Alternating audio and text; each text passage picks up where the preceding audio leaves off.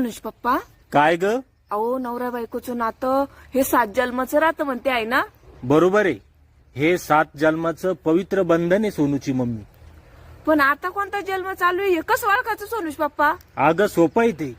जर बायको नवऱ्याला लय जीव लावत असली, त्याला देव मानत असली, त्याचं सगळं ऐकत असली, तर असं समजायचं की हा पहिला जन्म आहे. आणि जर ती असं म्हणत असली की तुमच्या डोक्यात काय चालू आहे कोणू, मला तर काही कळतच नाही, तर समजून घ्यायचं हा दुसरा किंवा तिसरा जन्म आहे. आणि जर ती असं म्हणत असली की मी तुम्हाला चांगलंच ओळखते, तर असं समजायचं की हा 5वा किंवा 6वा जन्म आहे. आणि ती जर असं म्हणत असली तुम्ही मला तोंड उघडाल नका लो बरं, मी तुमच्या खानदानाला चांगलंच ओळखते, तर समजून घ्यायचं हा 7वा जन्म आहे. म्हणजे सोनुष पप्पा